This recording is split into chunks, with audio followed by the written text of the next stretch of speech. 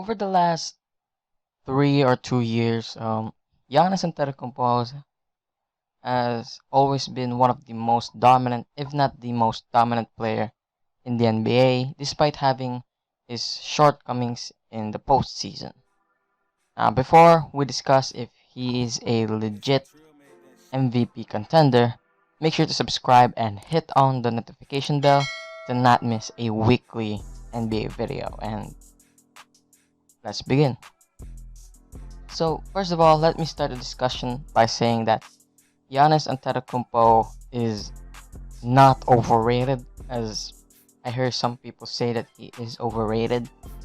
Now, I do think that he should improve his skills and finishing, and also his shooting ability. I know that he's improved his 3-point shot, but it's not great by any means. And that that can be reflected with the Bucks being the 3 seed, not as dominant as we grown particularly with them.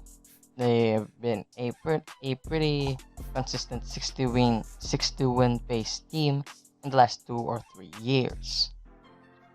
But that doesn't take anything away from Giannis Antetokounmpo's ability to play. I mean, he's one of the best two-way players in the league. I don't think he's the best. I still credit that to Kawhi Leonard being the best two-way players, but his 2 MVPs pretty much just speaks for everything on how great he is. But this season particularly, many people kind of dismisses Giannis Antetokounmpo as a legit MVP contender.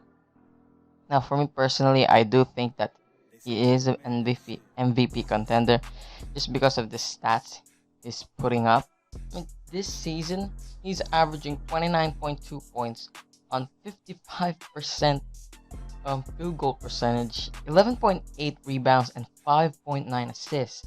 Now, compare that to the last 3 seasons, and it's pretty identical.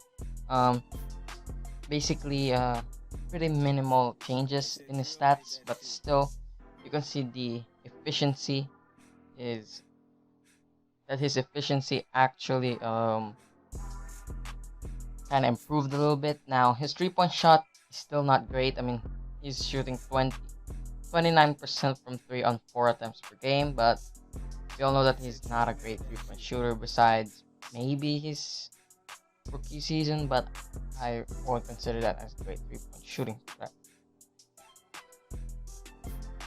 But there is something more than just stats. Just the game from the other day against the Los Angeles Clippers, we all know that he outperformed Paul George and Kawhi Leonard in that game. I mean, he put up 36 points, 14 rebounds, and 5 assists, and 15 for 27 against two of the best wing defenders in Paul George and Kawhi Leonard. And of course, we have the block of the year against Ivica Zubats. But is that enough to consider him as an MVP player? Spoiler alert, it is. But how? Well, here's some stats that really differentiate him from the other MVP contenders. Right now, he has better offensive rating than LeBron freaking James. He has a better offensive rating than LeBron James and Joel Embiid, which is those are the two top leading MVP contenders, and not only are his traditional splits a bit closely better than those two, his advanced stats is also better. I mean, has a true shooting percentage of 61.8%, which is higher than LeBron's 59.3% and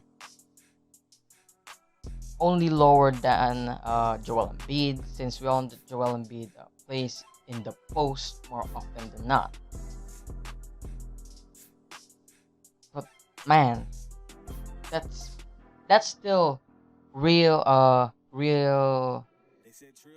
great numbers from Giannis Antetokounmpo. And in effective field goal percentage, he has the highest effective field goal percentage than both Joel Embiid and LeBron James, which is absolutely insane. So, as you can see, from advanced stats and traditional splits, he is a better player than the two leading MVP contenders, which is Joel Embiid and LeBron James. So, yes, I do think that he is an MVP contender, and I don't think that people should sleep on the Milwaukee Bucks and especially Giannis Antetokounmpo. Now, personally, I don't think he'll win MVP just because of the fact that he has already won back-to-back MVPs just last season, the season before. So I don't think he'll win a third in a row MVP just because of voting fatigue and of the narrative. And